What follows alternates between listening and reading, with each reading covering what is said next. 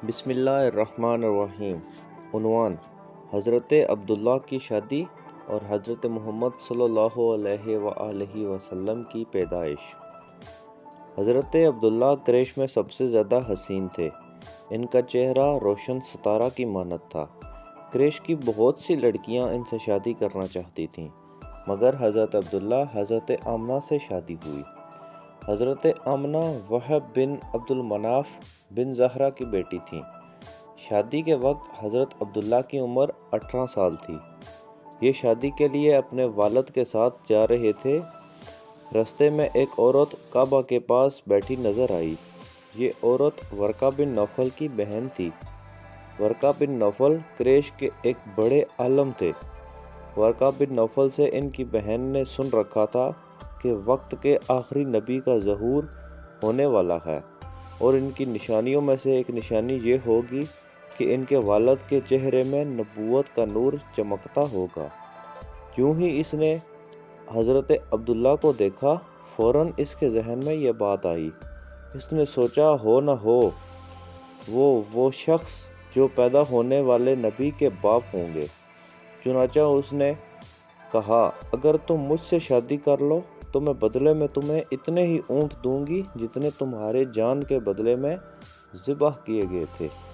اس پر انہوں نے جواب دیا، میں اپنے باپ کے ساتھ ہوں، ان کی مرضی کے خلاف کچھ نہیں کر سکتا، نہ ان سے الگ ہو سکتا ہوں، اور میرے والد باعزت آدمی ہیں، اپنی قوم کے سردار ہیں۔ بہرحال ان کی شادی حضرت آمنہ سے ہو گئی۔ اب قریش کی عورتوں میں نسب اور مقام کے اعتبار سے افضل تھیں۔ حضرت آمنہ حضرت عبداللہ کے گھر آئیں۔ آپ فرماتی ہیں، جب میں ماں بننے والی ہوئی تو میرے پاس ایک شخص آیا، یعنی ایک فرشتہ انسانی شکل میں آیا۔ اس وقت میں جاگنے اور سونے کے درمیانی حالت میں تھی۔ عام طور پر اس حالت کو غنودگی کہا جاتا ہے۔ اس شخص نے مجھ سے کہا، کیا تمہیں معلوم ہے تم اس امت کی سردار اور نبی کی ماں بننے والی ہو؟ اس کے بعد وہ پھر اس وقت آیا جب نبی کریم صلی اللہ علیہ وآلہ وسلم پیدا ہونے والے تھے۔ اس مرتبہ اس نے کہا، جب تمہارے ہاں پیدائش ہو تو کہنا، میں اس بچے کے لیے اللہ کی پناہ چاہتی ہوں، ہر حسد کرنے والے کے شر اور برائی سے۔ پھر تم اس بچے کے نام محمد رکھنا، کیونکہ ان کا نام تورات میں احمد اور زمین و آسمان والے ان کی تعریف کرتے ہیں، جبکہ قرآن میں ان کا نام محمد ہے، اور قرآن ان کی کتاب ہے۔ ایک روایت کے مطابق فرشتے نے ان سے یہ کہا، تم وقت کے سردار کی ماں بننے والی ہو۔ اس بچے کی نشانی یہ ہوگی کہ اس کے ساتھ ایک نور ظاہر ہوگا، جس سے ملک شام اور بصرہ کے محلات بھر جائیں گے۔ جب وہ بچہ پیدا ہو جائے گا تو اس کا نام محمد رکھنا، کیونکہ تورات میں ان کا نام احمد ہے کہ آسمان اور زمین والے ان کی تعریف کرتے ہیں، اور انجیل میں ان کا نام احمد ہے کیونکہ آسمان اور زمین والے ان کی تعریف کرتے ہیں، اور قرآن میں ان کا نام محمد ہے۔ حضرت عبداللہ کے چہرے میں جو نور چمکتا تھا، شادی کے بعد وہ حضرت آمنہ کے چہرے میں آ گیا۔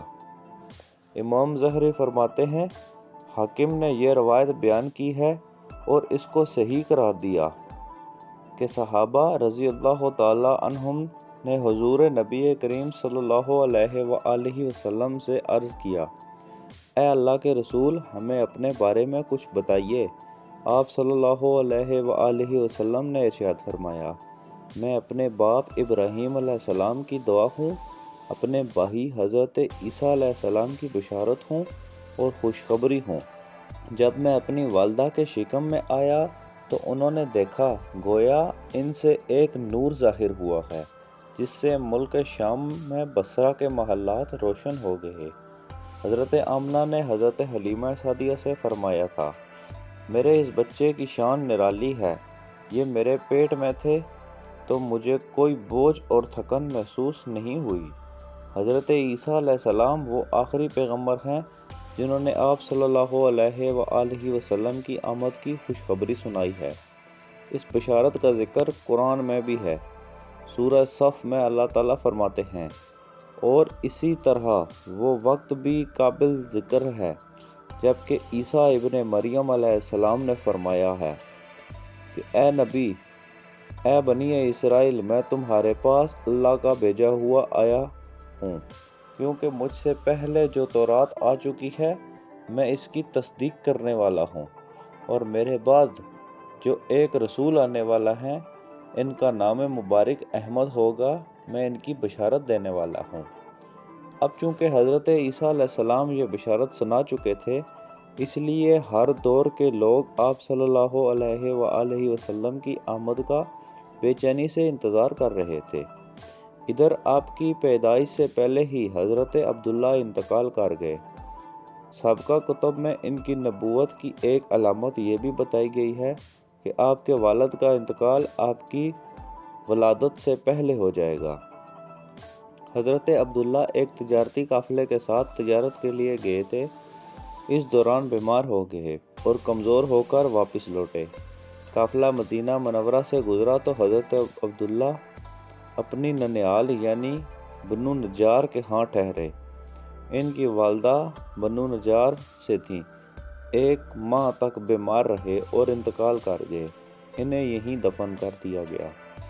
تجارتی قافلہ جب حضرت عبداللہ کے بغیر مکہ مکرمہ پہنچا اور عبد المطلب کو پتہ چلا کہ ان کے بیٹے عبداللہ بیمار ہو گئے ہیں اور مدینہ منورہ میں اپنی ننیال میں ہیں، تو انہیں لانے کے لیے حضرت عبد المطلب نے اپنے بیٹے زبیر کو بھیجا۔